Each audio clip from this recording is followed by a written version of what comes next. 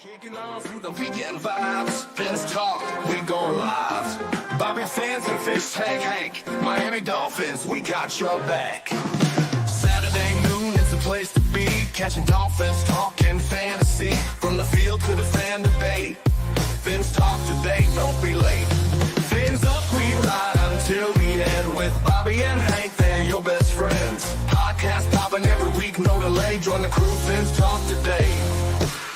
Live chat and stats so prime. Miami hustle all the time. News and views will pave the way. Dive on in, it's Fins Talk today. Top plays and what went wrong. Breaking down each game so strong. Fans united, feel the beat. Fins Talk, Taylor can't be beat.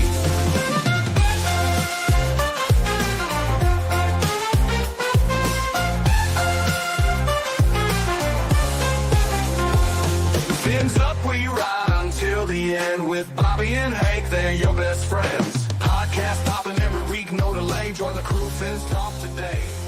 Fins up, we ride until the end with Bobby. Oh, hello, everybody, and welcome. Good morning, good afternoon to all who are tuning in to Fins Talk today on FTSN. I'm Bobby Finstar, joined by the one and only Fish Tank Hank. Fish Tank, how you doing, sir? You know, today I'm kind of fabtabulous. You know what I mean?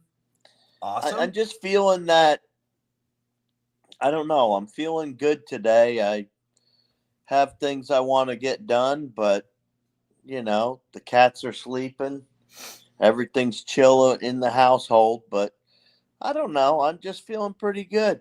The weather looks beautiful. I think I'm going to go for a ride because it's got like kind of cloudy here and there. Yeah. With patches of sun and you know Florida. And so it's a real nice day to go out and do something. Well, there you go. There you go. Well, you know, we'll get the show going, talk some Dolphins, talk Monday Night Football, try to make ourselves feel good, and we'll get you on the road there.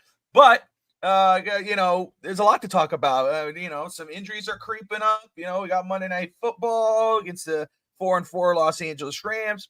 Is Tyreek Hill going to play? Is he not? Austin Jackson has been ruled out, so Kendall Lamb is probably going to start at right tackle. A lot of interesting things going on.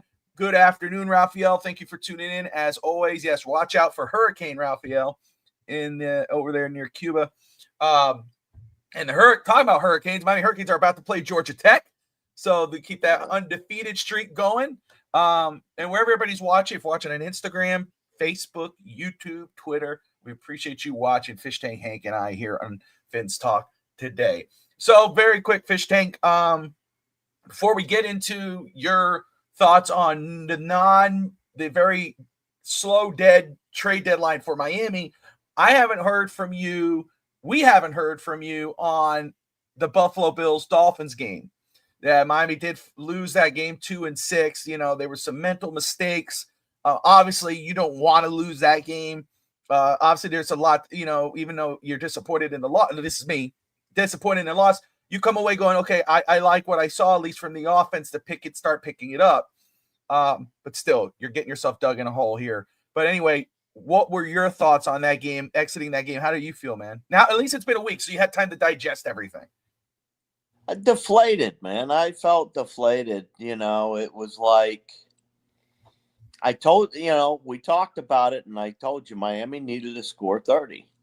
They needed to score 30 to be relevant with the Bills, and they didn't do it. They didn't do it, of course. So,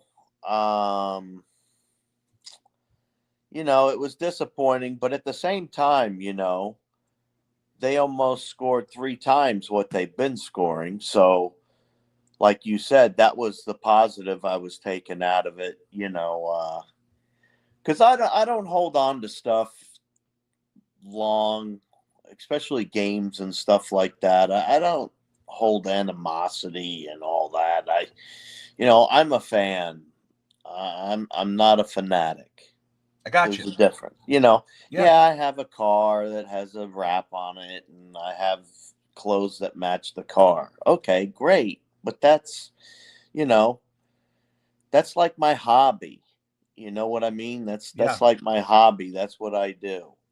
Other people might collect something or do something else or whatever. But that's like my hobby. And, do I want them to win? Damn right I want them to win. Of course I do. Of course. But, at the same time, I'm not going to sit there and kick rocks over it. You know what I mean? I'm not going to there's nothing to cry over, man. It's like it was a game. And people think that they've been waiting a long time, like people are like, oh, I've been waiting my whole life. Look, man, I was born way before most people. So guess what? I've been waiting just as long or longer than you, Well, how are you not taught? What do you want me to do? Change my team? Change my team? Never. No, I got tattoos all over me. I'm not changing. You can't do it now.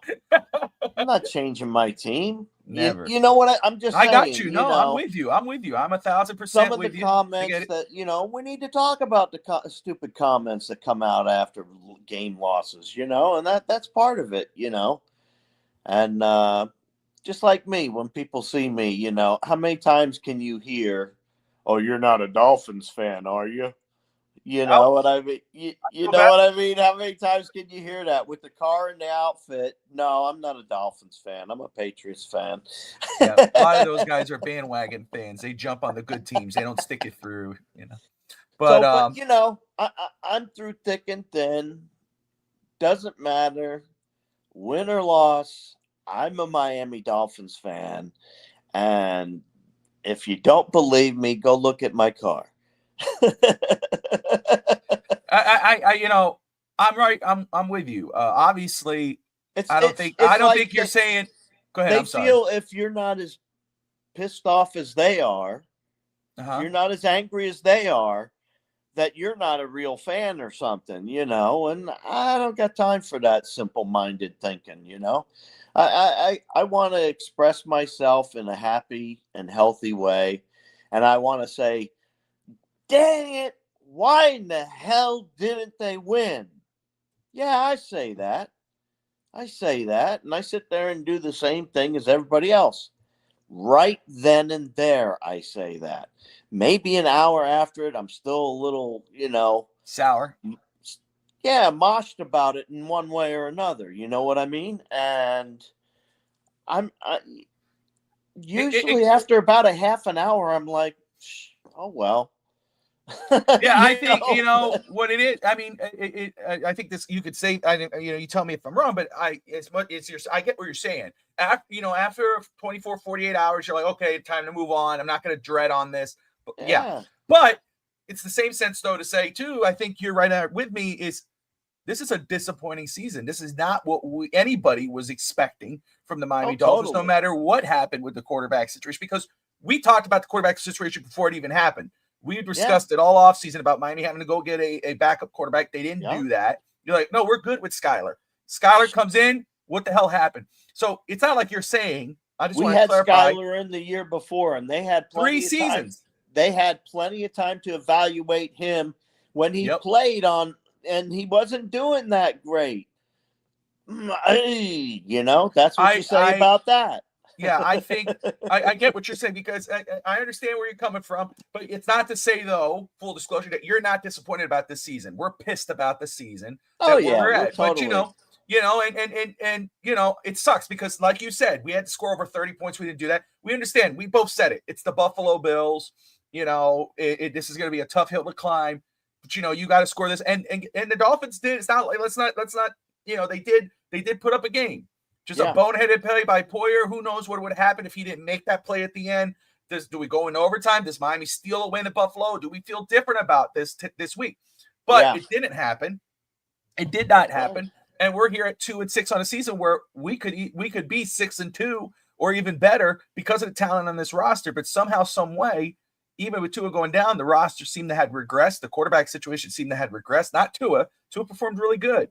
You look at the numbers. It performed well. But it sucks to be at 2-6, especially when you have this much talent on the roster. So, but I get where you're going. I'm the same way. I get it. I know few people are, oh, I'm sick of this. I'm done. Blah, blah, blah, blah. I won't never be done. I'll be pissed. I'm pissed with you. I'm furious too. We should be better than this. We are better than this, but the Dolphins haven't shown it. And that's what sucks. And, look, It all comes down to one thing: game day. Game Are day. you ready? Game day. And Miami hasn't been ready on game day. That's right. And I think it's fair when you should call you pay money for this team. You've been bleeding aqua and orange your whole life as a Dolphin. If you've been here, if you're not a bandwagon, whatever with the Tua and whatever, you've been here. You have every right to say, hey, you know what, man? What the hell, dude? We spent so much money in draft capital and everything on this roster, and this is what you give us. This is what is on the field. That's fair. But I'm with you. It's like, okay, moving on to the next game. We do have the Rams here. Let me just shout out some of the people in the comments here. We got Cap in the house, Raphael, Finstanza's here, Steve Malloy, yes. What's up, everybody? Tyreek Hill could miss Monday night with a wrist injury. How could that affect Miami? I have an idea, but Cap, we've been lied to for 5 years, not just in football, but all forms of life. Time to start seeing the real facts. Facts are we are in trouble on the football field. The Dolphins do not seem concerned about being 2-6. That scares me. Finstanza. Even Tua, the cocky bleep, is 1-3. Bills played bad and won. Dolphins played well and lost. It's a great point. That is a very good point. And Cap for Life Demeter hyped us up. Just got the revenue. Unfortunately, we are seeing the effects.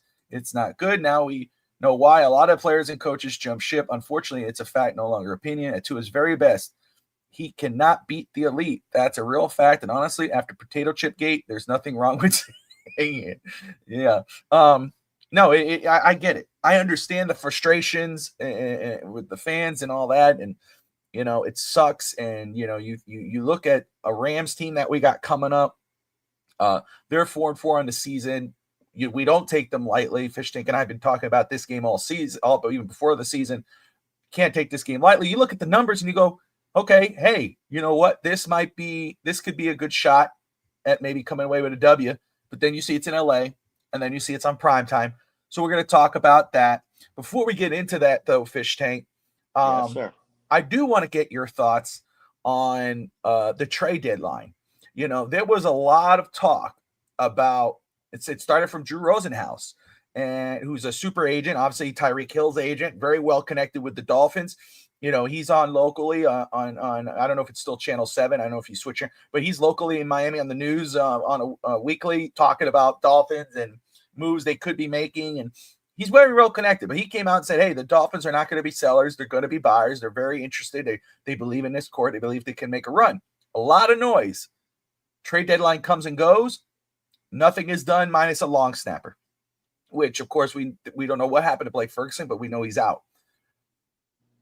How did you feel after Tuesday when it went past the deadline and you saw no moves made by Miami, whether it was selling, maybe trading a player off, or even trading for a player at this point in the season? Did that make you feel any sort of way?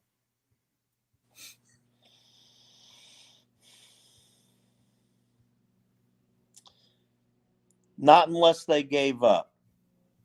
If they gave up on the season and they say, okay, it's over, it's time to pack it in, which one more loss and it's pretty much time to pack it in.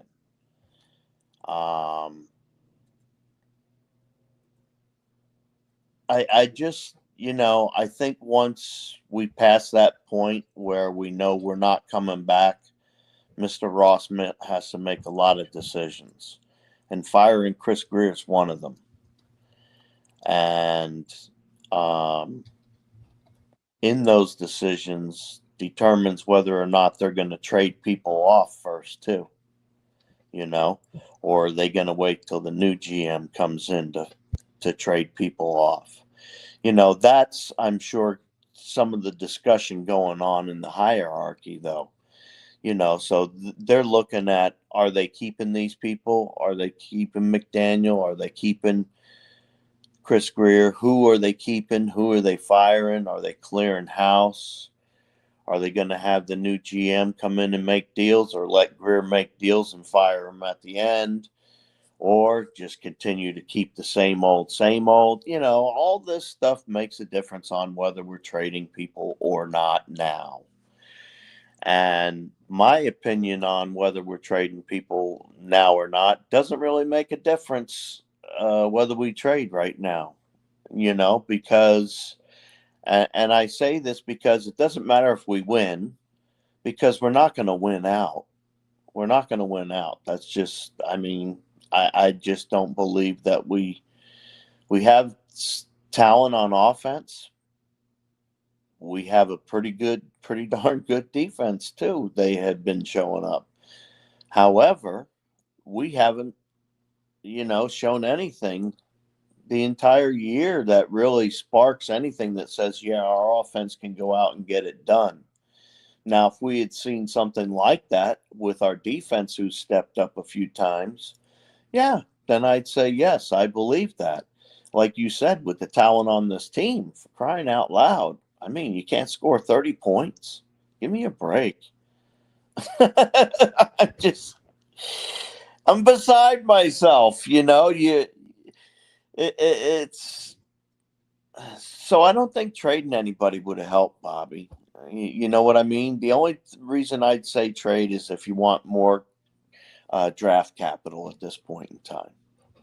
Yeah. So first off, you were hitting the nails on the head for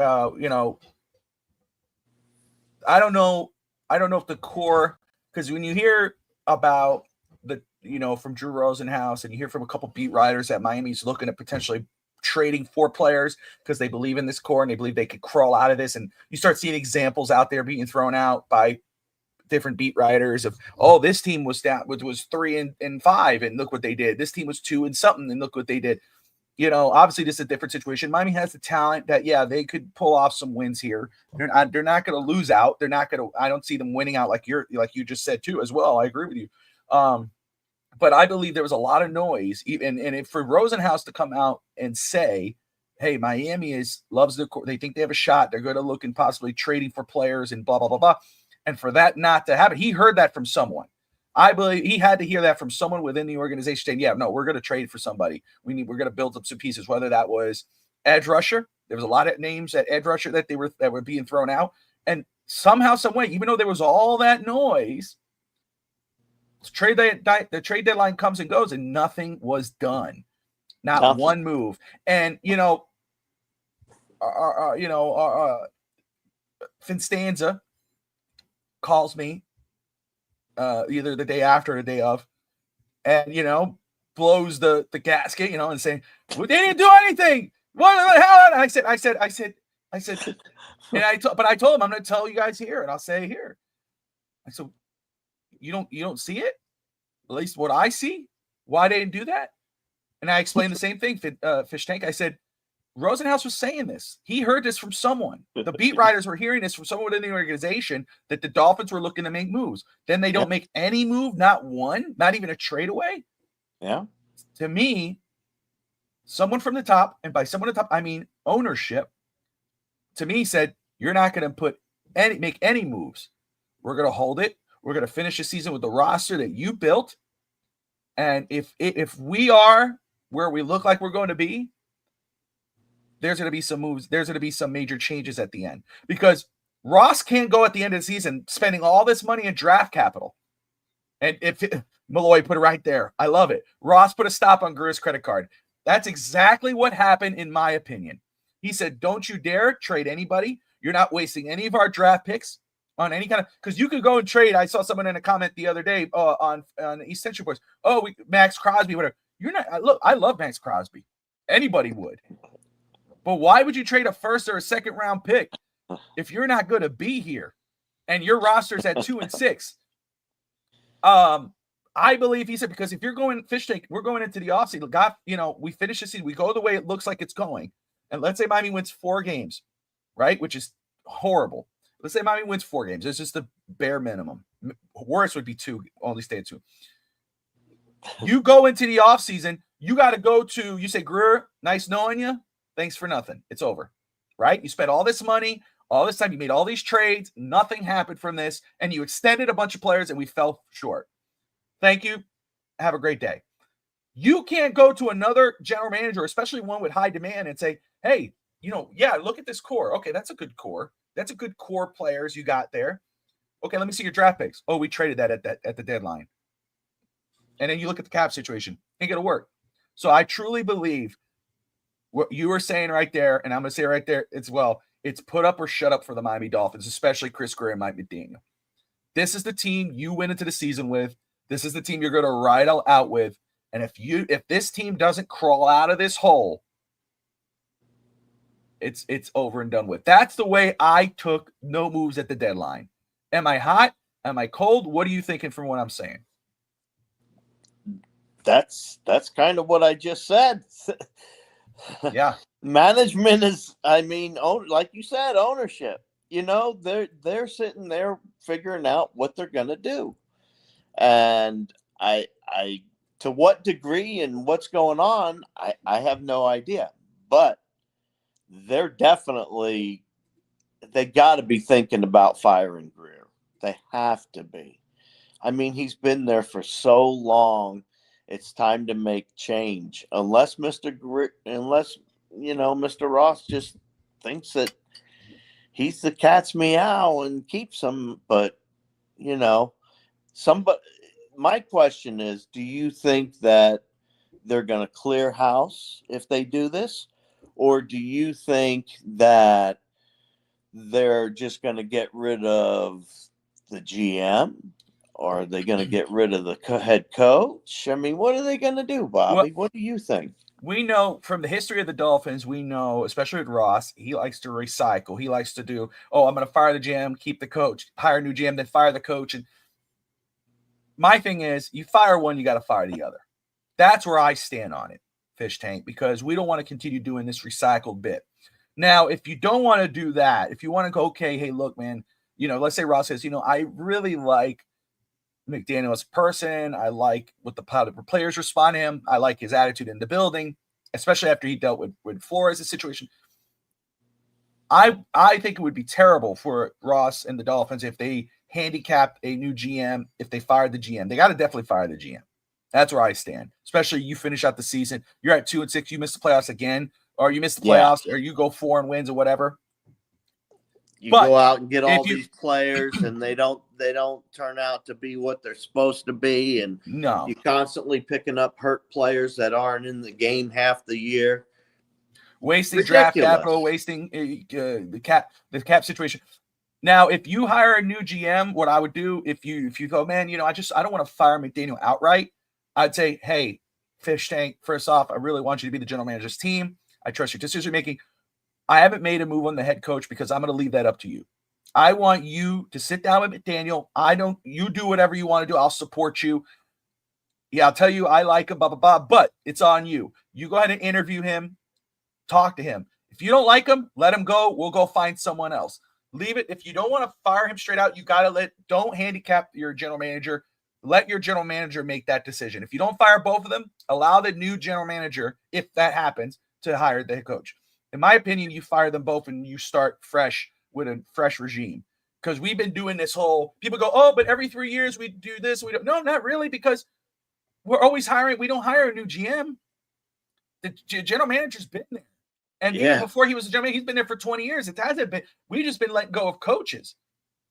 That's what's been going on. So I think if you go, if you fire Greer, you got to fire McDaniel. You fire McDaniel, you got to fire Greer and start it. And if McDaniel goes, so does Tua. Tua will be on a very short leash at that point on. Tua would be gone. And no, I'll tell you why. When I say short leash, usually we talked about Tannehill during the offseason when Tua before the contract extension for Tua. They were like, Tua signs this extension. He's gonna be here for 7 years. Blah, blah, blah, blah. Tannehill signed that extension. He was gone after 2 seasons. You moved on from his contract because there's some leeway there to move on from it.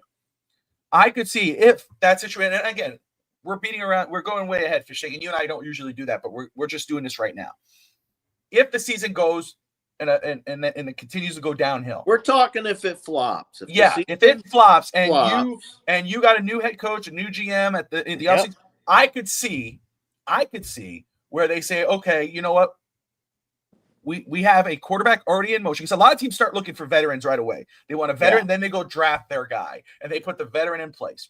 Now, Could they explore possible options to get a high draft pick for Tua? Possibly. But at the same time, I can see a GM going, you know what? We'll have Tua as our veteran. We're going to go get our guy in the draft, especially if we have a top 5, top 10 pick. Tua will be our guy throughout the season. We'll move him either before the deadline or at the end of the season. So that's where I think that could go if that's the case. I agree with Steve and you that if McDaniel goes, then really that should be the end of the line for Tua in Miami, because obviously Tua is going to be, I don't want to be here. And I know coach might be, I don't feel I want to move on from this. I want my guy. The GM's going to say, I want my guy. I don't want to be handcuffed to another guy's quarterback. Raphael, what quality GM is available? Will Dolphins hire a new GM with no experience in position? First off, Ralph, again, that would have to be a question towards the end of the season. There's a lot of good general managers. I know even Finstanzo talked about even looking at Kansas City. They're somebody in their thing. It's not really about experience or no experience with a GM, because you want at least a GM, in my opinion, with a different mindset than what we've had. I want a guy who's not afraid to build this team from the trenches back and build it smart. It's very cool to trade for all the great players. I want to get this guy. Oh, this guy's available. I'm going to trade this guy. It's very nice, but you do that when your core base of your team is foundationally strong enough to handle those star players. You usually get those star players to put you over the hump. You don't do it to skip the line. And to me, what Miami has done in recent years, especially, you think about Sue, you think about Tyreek, you think about, Terrence or whatever. They're Jalen Ramsey. They try to skip the line. They don't try to build organically. And by that, I mean, like, okay, hey, we're going to draft this core. Let's build these guys up. We have a decent roster, fish tank. Then when you have that foundation organically built team and you're losing the wild card or you're just missed the playoffs, that's fine, because you're still a young team. Then you get those extra pieces and holy crap, now we're winning playoff games. Miami didn't do that. Miami starts to skip. That's what Chris Greer likes to do. It's very easy playing Madden, and that's what I feel like he's trying to do. Madden's the video game, fish tank. Very trying to do that for but you trade for players and all. But I didn't mean to do that. Just in case, To me, I want a general manager. When do you think Madden came out? I know. Their young pup. I got love for you, brother. I love you, man. No, but to me, for Raphael, I would rather. I want a GM with a different mindset. Now, there's different general managers. Of course, I would love to have a GM with experience, but I would if we have a head coach is different. I want a veteran head coach. I want a coach who's done it. I want a coach who's probably been a player. I.e., if it ever comes down, the one guy I would love to have is Mike Vrabel as head coach. That's a guy that I would be banging the freaking table for. As a GM, I'm a little more relaxed because I would get a GM who is, as long as it's a different mindset than Chris Greer. I want to see a guy who could build this team organically, and kind of go. You look at what the Texans done and all that. Fish Tank, what do you think? Would you rather have a GM with experience? Cap says go get Scott Pioli. He's former general manager of the Kansas City Chiefs back in the day. I think he worked for the Patriots as well. I think he has connections with Stephen Ross, so that's a good name to throw out. But Fish Tank, if you were for a general manager, and I know we're going way ahead here, but you had that decision, you don't have to think of any names. If you have a name, great. If you don't, that's okay. But would you rather get a GM with experience, or are you like me? It's like, hey, you know what? With a GM, I wouldn't mind a GM who has just a different mindset, a fresh start, young and hungry. Teams always build the wrong way. They always do. They want the high-priced quarterback and the flashy pieces that go with it. The big-time cornerback, they want to bring them onto their team and pay a lot of money. The big-time wide receiver or tight end, they want to bring them on the team and pay them a lot of money. See, and that's what Kansas City doesn't do. They paid one player, and that was Mahomes. They built their lines like they're supposed to, and now their defense is even starting to show up. You can pick all these specialty players up you want, but if those trenches don't hold and you can't stop the run, which is Miami's biggest freaking problem on defense, you can't stop the run, you're going to have problems all day long. And they'll run the clock down on you whenever they feel like it. They'll use the 2-minute drill action or no huddle. I mean, you've got to make change, and a lineman is usually in the game a lot more than those flashy players. And I'm talking about DBs, safeties, wide receivers, tight ends, running backs. You can get all that. You can get all that. Those players don't usually last on average, 5 to 10 years like linemen do. So no matter what, you should always build your line first. Always build your lines first. There's no reason not to. If you have a decent quarterback, great. Let's make it through with a couple of rookie wide receivers. Go draft a couple people. Get rid of the high price stuff. You want people with speed, but pick up people that with speed in the draft. That's what it's there for. But you first have to draft linemen. And right now, our team's already paid out specialty players, okay? So beans we've already paid out for the next few years, you'd be a fool not to work on the lines. Right on. As far as who should be the GM, for all I know, it could be Jeff Saturday. You know what I mean? Good point. You know what I mean? It could be a lineman that they bring in here. I have no idea. I really don't know. However, somebody needs to figure it out that they've been building the team wrong, and they keep going after these specialty players and paying tons of money, and we got to get linemen in here. If there's a good lineman and he's on his 4th or 5th year and he's a great lineman, go pick him up instead of wasting money on somebody else. Well, hey, very quick. I just want to throw this out here.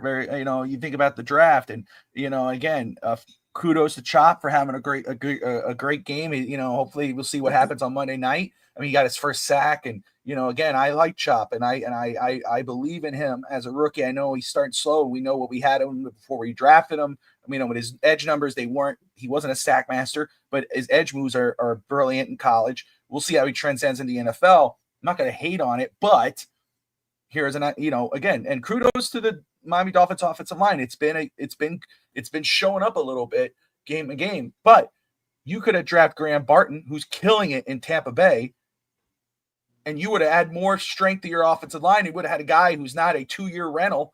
You would have had a guy for 10 years, possibly 12, 13 years on your line, and you go and get a Chop when you have these other guys. Now, injuries came into play, and hey, you know what? Chop, we'll see how he goes, and he might be a great pick, but you could have got a Graham Barton at that number, and you would have had a solid guard, tackle, center for 10 plus years. They didn't do that. That's their mindset. And that's why I'm saying, how do you pass on the line? What's you up, shouldn't. Victor? These are 10-year players. You can't pass on that blue chip that's sitting right in front of your face and expect to have a great team behind that. That line dictates everything. Remember the draft when we drafted Jake Long instead of Matt Ryan in that draft? I'm going to be honest with you. I know a lot of people now, you play hindsight 2020 or hindsight whatever, and you go, man, we should have took Matt Ryan. Honestly, I was okay with that. I'm okay getting the stout offensive lineman with the number 1 overall pick. You got this beast. Injuries came into play, but he was a beast from Michigan. I was cool with that. Then you go and get Chad Henne in the second. Again, I was good with that. Of course, it doesn't work out. It didn't work out because of injuries and stuff. But Jake Long, I'm cool with building an offensive line and building. Look at these other teams that are doing that. Go get Joe Rose. Yeah, right. Yeah.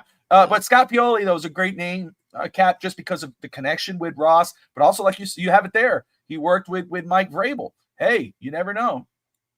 I'm not a big Pioli fan myself. I'm not. That's fair. That's okay. I'm not. I would rather get somebody off the current Kansas City tree. Off the current one, yeah. And again, that's what I was saying. Like, we get the GM with no experience, blah, blah, blah. Again, my thing is, I think you need a GM with a different mindset.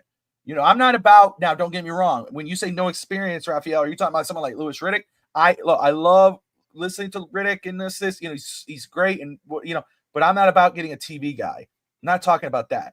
I'm talking about a guy who's in the NFL right now, who has experience in that way, but he doesn't have to be a former GM. He could be a guy who's under, like in Kansas City, sees how it is to build a team successfully, and then it comes over and that's what you got. The Houston Texas GM who came from New England. Miami interviewed him at one point a while back for something. I forgot what it was, or his name was there. Nick Cesario, I think his name and he goes to Houston. Look what he does in Houston, and look where Houston is now. I mean, they're formidable. So anyway, we're beating around the bush. We're going way ahead here, but let's go back. Let's rewind the tape. Get into reality here. And let's go back to where we are, because the fact of the matter is we still have a second half of season to go. The Dolphins are 2-6, and they go traveling to Los Angeles to play the LA Rams, who are 4-4 on the season. We do know that Zach Sealer is coming back to play. Great news. That would be great for our defense. I mean, I think he's a stout. And if he continues to play the way he's playing, he should be in the Pro Bowl. Ramsey and Odell Beckham return to their former home. That's a good storyline for them. Whoop-de-doo. Let's see if they actually perform well.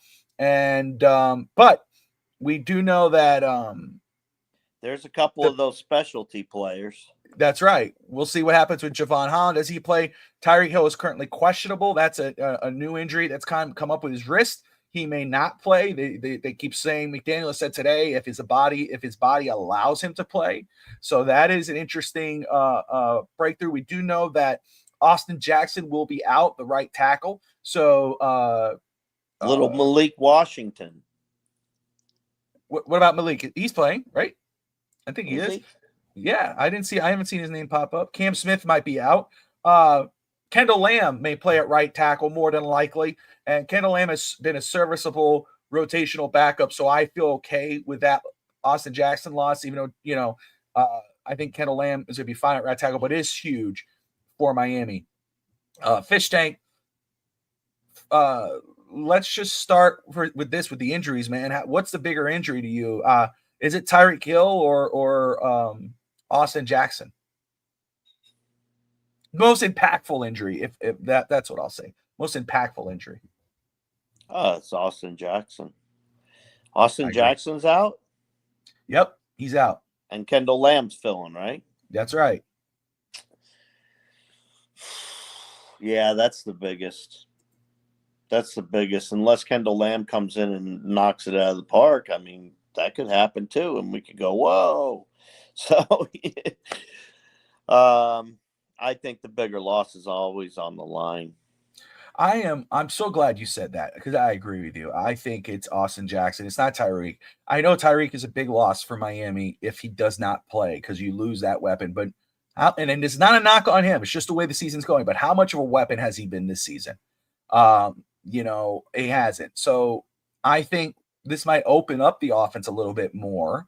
You might see, hopefully Jalen Waddle could catch a ball, but this might make Odell Beckham become more a part of the offense. You might see him get the ball a little more. We can continue to use Janu, Devon Achin. I don't feel that big of a loss because, again, how much of an impact has he had this football season? And it's not a knock on him. It's just the truth, right? It's just what it is. It is what it is. And even though Kendall Lamb has been a serviceable rotational player at left tackle, how does he come in at right tackle? How does that impact the to his blind side? That's going to be huge for Miami. So I'm so glad you said, because I'm with you 100%. Victor, man, first off, thank you for watching. Victor says, in regards to what we were just talking about, look what Bill Parcells did the first few years he was with the Giants as a coach. Built his offensive line, built his line, and only then did Phil Simms, become the QB he was. Phil Simms was constantly hurt the early years under Parcells. And Raphael agrees it is Austin Jackson. Absolutely. Let me make sure I'm not missing anybody's comments here on Insta. Got everyone tuning in. Appreciate you all watching. Manny, I know Raphael was doing double duty over there. Steve Malloy's popped in. Mom, very cool to see everyone watching on Instagram. We got over 55 people watching from across everywhere, so we appreciate you all watching wherever you're watching. Everybody. Thanks for coming in. Appreciate you tuning in. Let me ask you this, Fish Tank. Yes, sir. We both understand. We talked about this game a lot. We've always kind of pointed at this game going, and I still feel that way. And I'll let you tell me how you're feeling, but I want you to let me know, like, what are your keys to secure a Miami Dolphins victory? I know how we feel, but what are your keys to secure a victory? You watch the Dolphins, you know what works and doesn't work. We both have an idea what we can do to stop possibly Los Angeles, but speaking to existence, brother, what's the keys to victory for Miami? Got to limit penalties. Oh God. Got to limit the penalties. I know that's a big, easy one, but No, it's true though. we got to limit the penalties. The other part of it is the backups. Our backups are going to play important roles in this game. I think they'll be a big key, and I'm talking, like you said, Jackson being out, Tyreek Hill if he's out. I think the backups are going to play a crucial role and could get this team rolling both on the running game and the passing game. So I would say backups have to come through, especially if we're missing multiple people. Like you said, Odell might not be back. You said, what's his name? Ramsey might not be back. So that's why I say I think our backups will play a key role on that game if they're to win. The third part is we got to win in the trenches. We got to win some battles in those trenches. If we don't win the battles in the trenches, I don't see us doing much of anything. I think that's right on. I mean, I don't know how much I could change it. I mean, penalties for sure. Boneheaded penalties. I mean, again, and I don't want to steal one. I mean, from you, but I think I could add to that. The boneheaded penalties. Your veterans need to stand up. Need to step up. You look at what Poyer, man. You're how long you been in this league? You're one of the smart players in this league, one of the smart veterans in this league, accomplished veterans in this league, and you do a play like that last week that cost Miami the game. I mean, we don't know how it would have finished, but again, Miami had them on the ropes. Yeah, and that boneheaded ass play cost them field position and possibly the game with that field goal, which was sick. But you need your vets to stand up. You need your veterans. Raheem, Poyer, Ramsey, Beckham. Those guys that you should. Terran Armstead, who again, man, I love his. How he feels about Miami. This could be his final season there. But get in your guys' faces, man. Tell them step up. Don't do boneheaded penalties. If your guy standing next to you does a bonehead penalty, tell him, hey, dude, man, we don't need this right now. We're trying to get out of the hole. So I want to see some leadership. I want to see some veteran leadership. Number two, especially against this Los Angeles Rams offense, which again, it's ranked 18th in the NFL. Miami's is ranked 20th, but I'm sure the Rams are saying the same thing about the Dolphins. Just because they're not in the top 10 like Miami, they could score on you.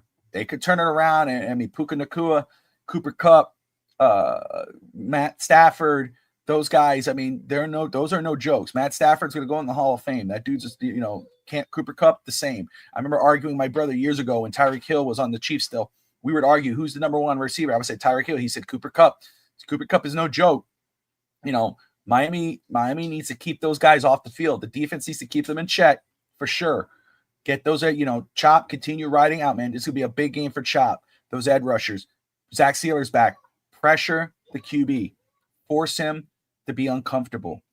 And Jalen Ramsey, you need to come up with a play. He did last week, which was great. Continue to do so. Make some big plays. And offense, keep the Rams offense off the field. So kill the clock, especially in the second half. I think that's going to be huge for Miami.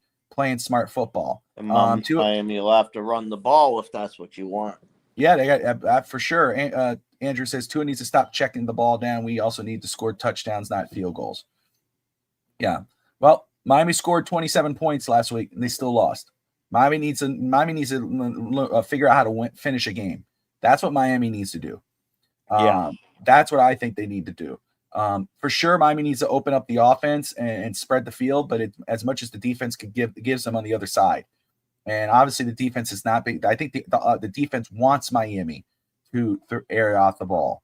I think they're waiting on that. I think that's why Miami hasn't been comfortable opening it up. But maybe, hopefully, they could do it where some running here and there, checking it down, choking up that defense, and then killing them over the top. But again, you lose the ability to do that if Tyreek is not there. And Waddle, of course, you still have Waddle, but hopefully he can have a big game because it seems like he's been in his head lately.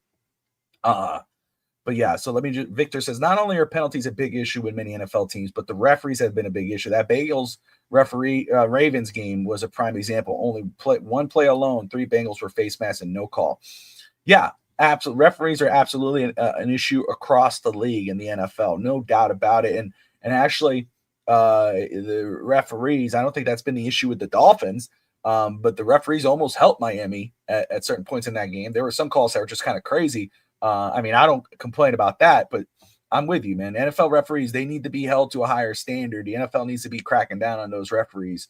There need to be replays on penalties, I think, or non-calls. If a coach can see it, he says, I'm going to throw my flag. You missed a call. Oh, there was a face mask on that play. I'm talking about that Bengals game.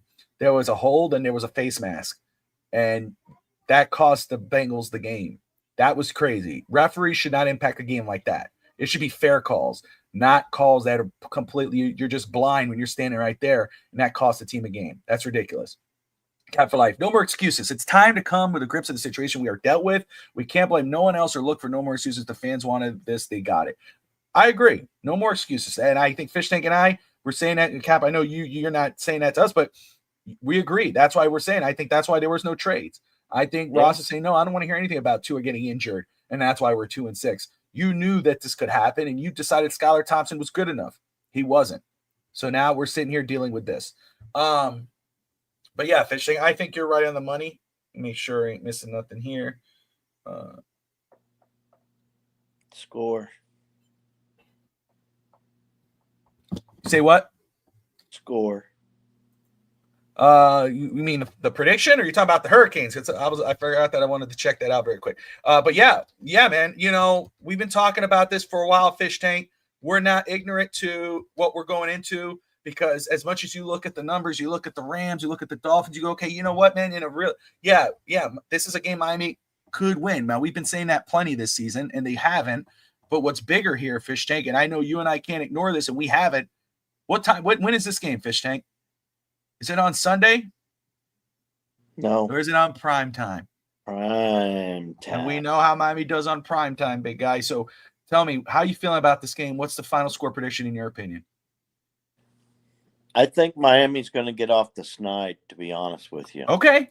All right.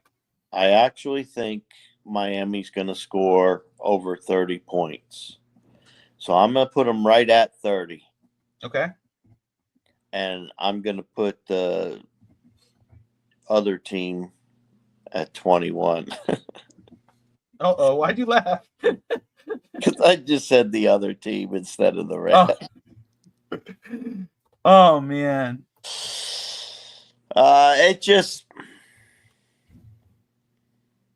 Miami has got to score. It's no different than the Bills. They have to score 30, man. It's like you said, Puka, Cup. I mean, they have an offense that runs like a machine, man. And if that machine gets going, it can really blow you out of the water. So that's why I'm saying I really hope Miami scores about 30 points. Hey, and Miami can score 30 points easily. Well, they've gotten 27 in the last 2 games. They've got up to 27. Of course, that wasn't enough, and you said it. They need to score over 30 to beat Buffalo. They didn't do so. Now they go into LA on Monday Night Football primetime, and they go against a Rams team at 4-4 at home.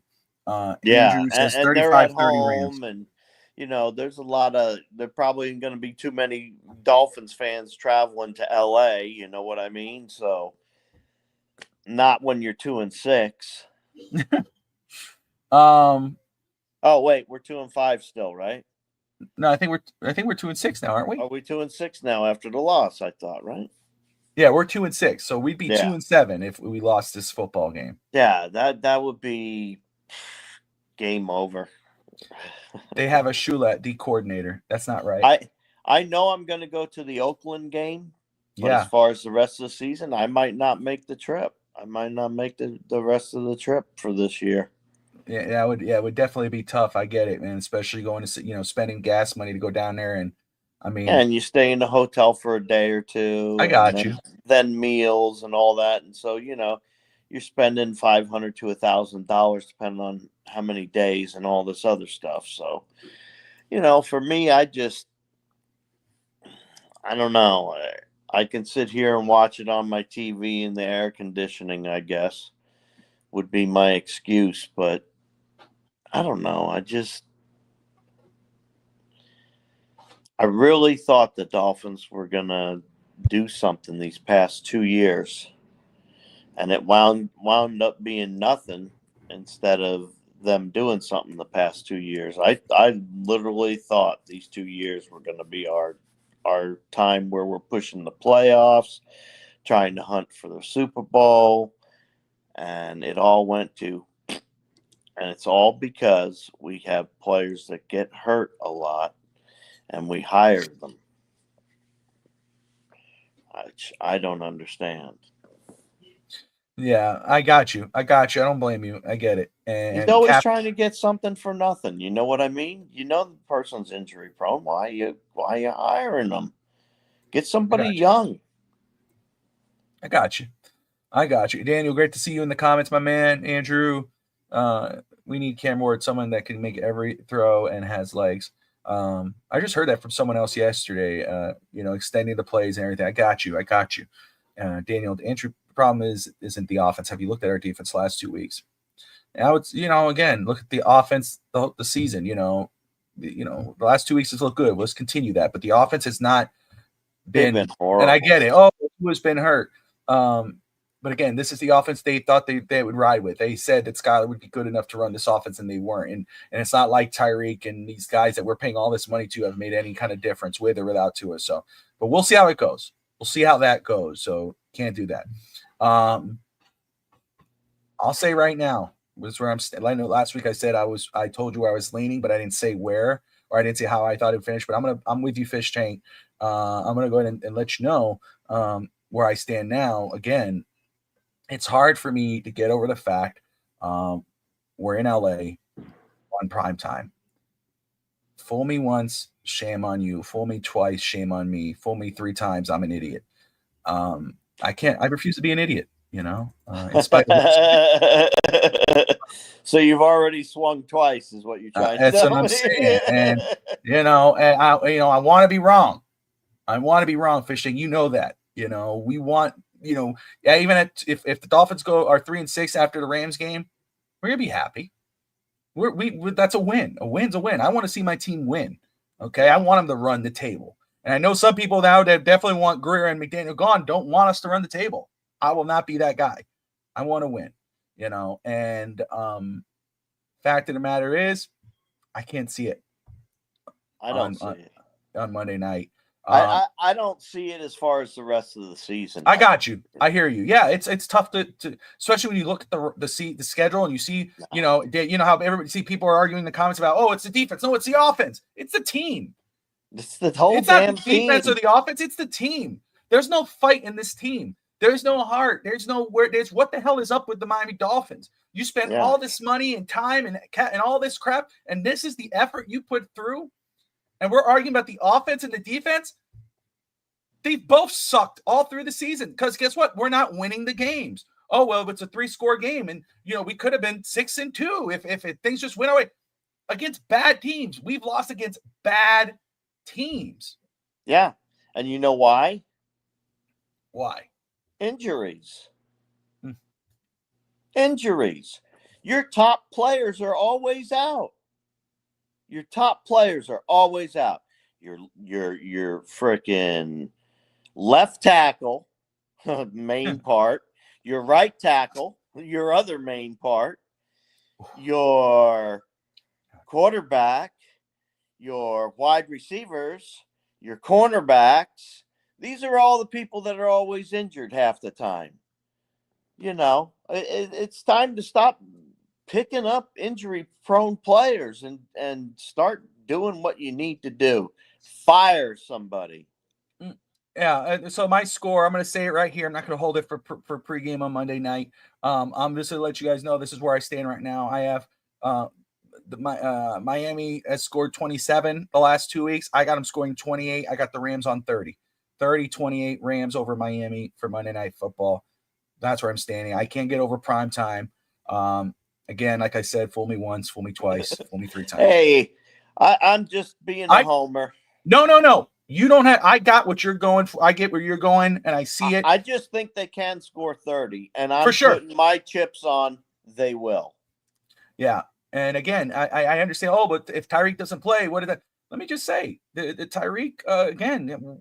And I'm not. This is not against Tyreek Hill. We know what he is in this right now. But the fact of the matter is, what much of an impact has he made this year? Him being out, I don't think it makes that much of an impact. I still think Miami could score 28 to 30 points in this game. They've scored up to 27. The offense is starting to figure it out. But again, not just on the offense. It's not just on the defense. It's a team issue. It's a team issue. Yep. That's where I stand. And if Miami can figure it out. And special teams. We don't even, that's that's why again. About offense, why are we arguing offensive defense? It's a whole issue. It's a whole team issue. But and again, we just sucked this year so far. Dolphins offense currently they're moving up. They're ranked 20th in the league, averaging 16 points a game. Their defense is ranked 7th, which is crazy in spite of what the defense has been this year. They're ranked 7th. They don't have enough turnovers. They don't have enough pressures, but they're ranked 7th in the league. Okay, that's crazy. Canes are in a dogfight, 14-10 against Georgia Tech. Hey, Georgia Tech is a rivalry game. Did their quarterback play? Did their young guy play? I know a lot of people are forgetting his name right now. But anyway, as long as they win, man, we got that college football playoff. We're currently at 3. I love it. Yeah, the defense is who we thought they were. We'll see it, Andrew, I will say the last 2 weeks up to 27, the offense is coming too. We'll see if it continues. Monday night scares me because it might be a regression. If they could see a progression, I'll be happy about that. But again, we'll go on. This offense is too damn talented to be the way they've been performing with or without Tua. I don't, and I get what Fishake is saying and I don't think he's using an excuse. He's just saying this is why, because that's what I say. We talked about it before the season, Fishake. We knew injuries were to come and go. We talked about the depth of this football team. Greer said it wasn't a concern. Come and go, but I mean, your key players are always out. That's what same guys. It's one thing to have injuries. It's another for it to be your key positions. Right here, there, bam, Victor's on the money. This is where drafting good players and creating good depth, and it could absorb the loss of the starters for sure. We've talked about this. If Tua goes down and you have a solid backup quarterback, we don't go 1 and whatever. We're not 2-6. We could be 4 and 4 at this point. Win at least 2 of those games, 3 of those games. We didn't do that. We had too much talent in this team to be where we are. So it is what it is. 32 Rams, 10 Miami for 72 undefeated. It's the travel and the prime time. Okay, fair enough. 72 undefeated. Man, I'm always thankful for you guys for you being here, sir. But anyway, guys, defense does not get a pass the last 2 weeks. No doubt about it. They were facing a Buffalo offense that's sick, No, what's his face made that stupid Poyer, man. Poyer, but God. How does it? He's not going to give the defense a pass on that. No, there ain't no passes. Not for this whole team, man. Not for the entire team right now. They need to step it up or step off. Step up or off for me. That's how I feel. Yeah. If we don't win I'm with you. I like that. Step up or get out. If we don't win tomorrow, why bother? Why bother? To be totally honest with you. Monday, my bad. We don't win Monday. The next game, it's all pretty much just the motions. I will still go to the Oakland game because there's some people I'm meeting down there for that one. But, I just can't believe that we were so close to winning and stupid things kept us from winning that game last week. It's just kind of weird, It's just been a weird year. It has. It sucks. It just sucks because of how much I did not see this team doing this poorly at all. No, go back to our preview episode of the season where we had our predictions.